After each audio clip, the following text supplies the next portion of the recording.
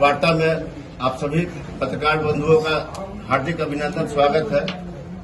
आज हमारे जाले विधानसभा के पूर्व महागठबंधन के प्रत्याशी और कांग्रेस के सीनियर नेता डॉक्टर मशकूर अहमद उस्मानी साहब कुछ विशेष मैटर पर आप लोगों को संबोधित करेंगे।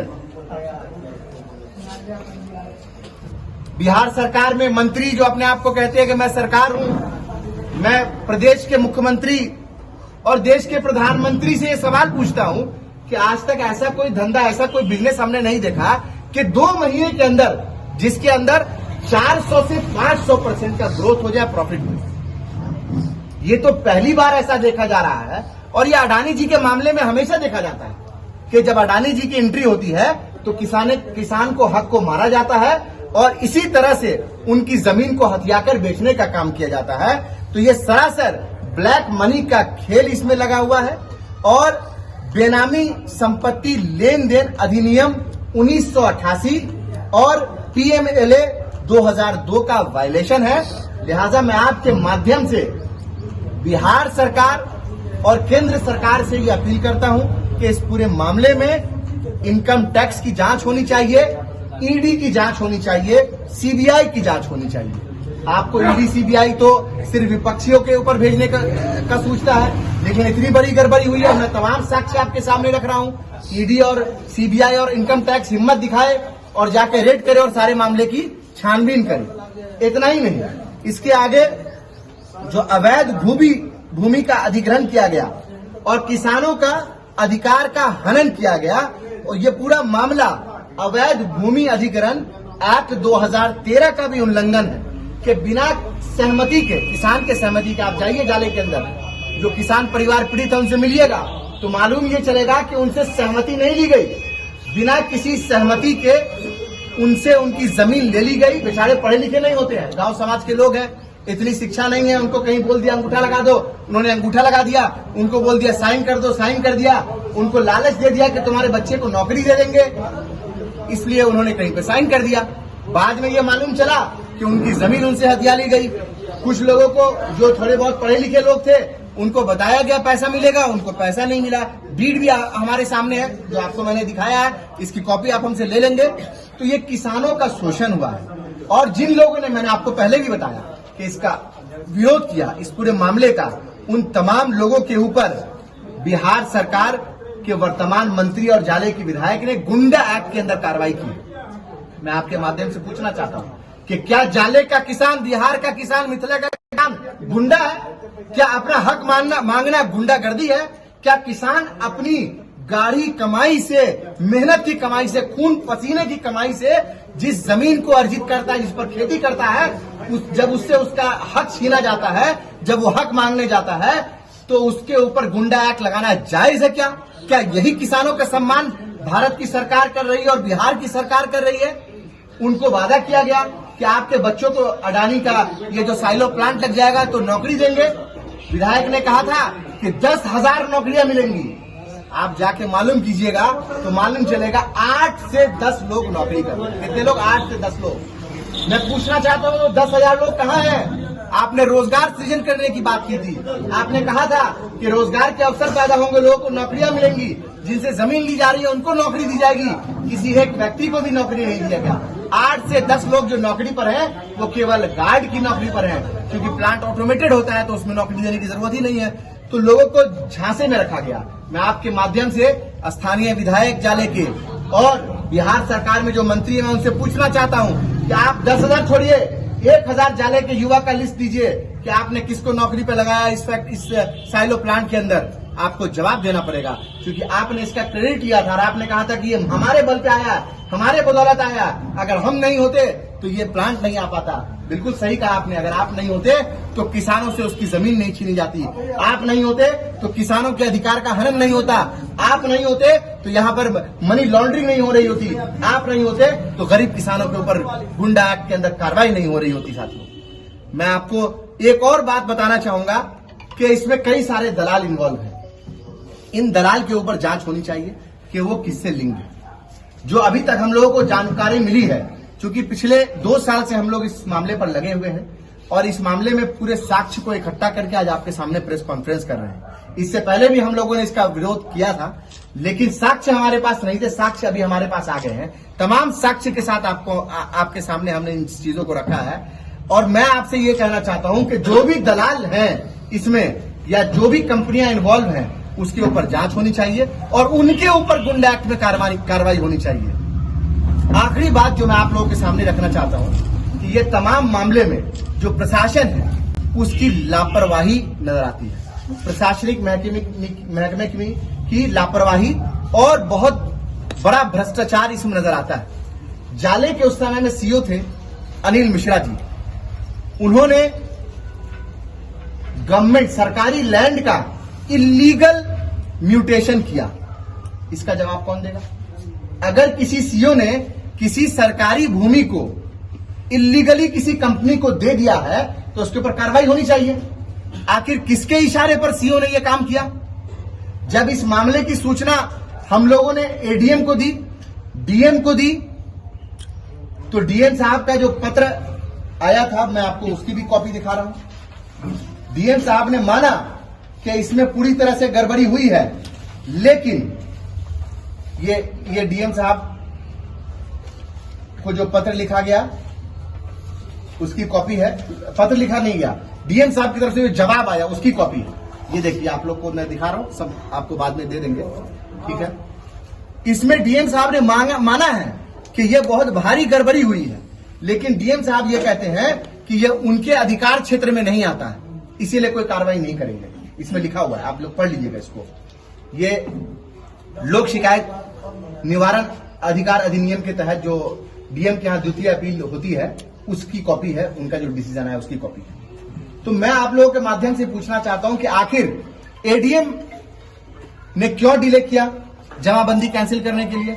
हम लोगों को बिहार सरकार के सचिव के पास पहुंचना पड़ा, लैंड रेवेन्यू डिपार्टमेंट में। नमस्कार, आदाब। सबसे पहले इस महत्वपूर्ण प्रेस वार्ता में आए तमाम मीडिया बंधु, digital media, print media, social media के तमाम साथियों का हृदय से आभार कि आप लोगों ने इस अति महत्वपूर्ण प्रेस वार्ता में अपनी उपस्थिति दर्ज कराई। जैसा कि आप तमाम लोगों को मालूम है कि इस प्रेस वार्ता का विषय पहले से डिस्क्लोज नहीं किया गया था। इसके पीछे बहुत सारी वजह थी। हम चाहते थे कि डायरेक्टली आप लोगों से रूबरू होकर इस पत्रकार वार्ता का विषय आप लोगों को बताएं और इसके संबंध में चर्चा करें।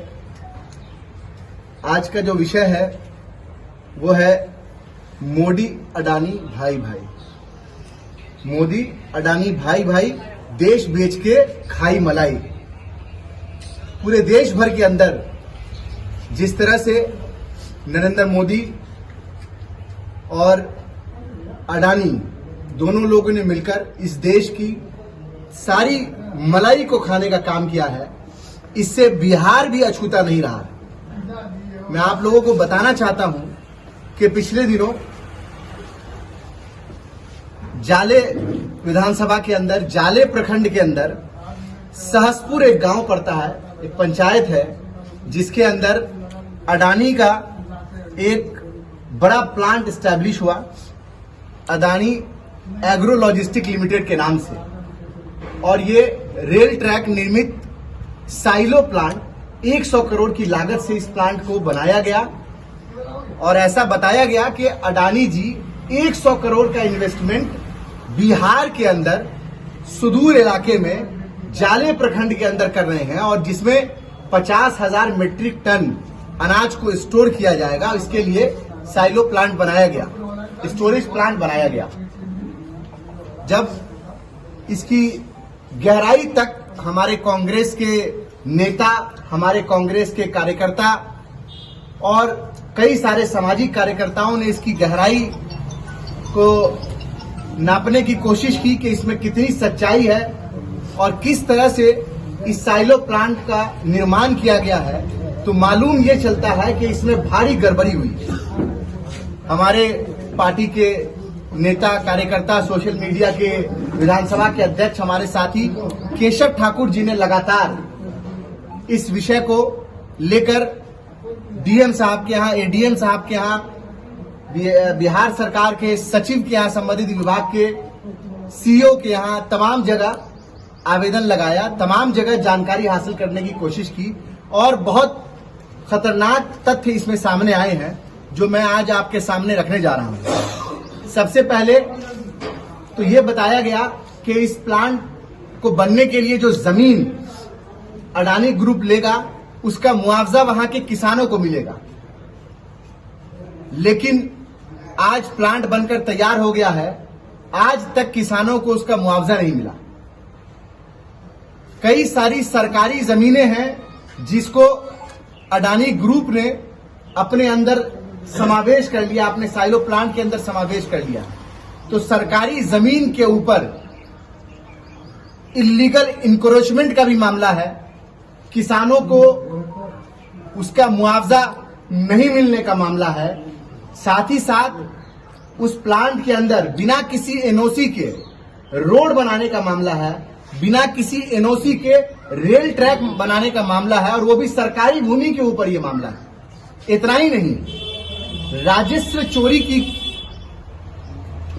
जानकारी सामने आ रही है, मनी लॉन्ड्रिंग, पीएमएनएल जैसे चीजें सामने आ रही है, काले धन को प्रयोग करने की बातें सामने आ रही है और इसमें स्थानीय विधायक जो आज के डेट में बिहार सरकार में मंत्री हैं, वो चीख चीख कर चिल्ला कर ये कह रहे थे कि अडानी को हम लेकर आए, हम लेकर आए, हम लेकर आए। तो मैं ये पूछना चाहता हूं कि ये इतनी गड़बड़ी जो इस अडानी एग्रो लॉजिस्टिक लिमिटेड के बनने में हुई है, उसको स्थापित करने में हुई है, क्या उसकी जिम्मेदारी आप लेंगे?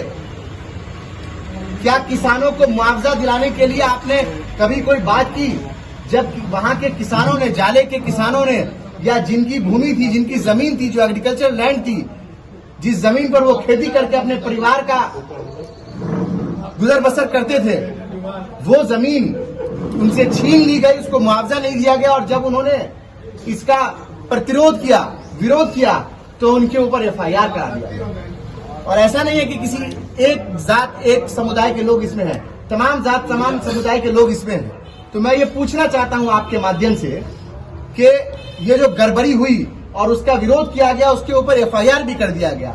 एक व्यक्ति है नितिन, उनके ऊपर गुंडा एक्ट के तहत कार्रवाई की गई। जब कोई किसान इस देश के अंदर अपना हक मांगता है तो उसके ऊपर आप कार्रवाई करते हैं गुंडा एक्ट के अंदर। तो मैं इन्हीं सब बातों को आपके सामने रख रहा हूं।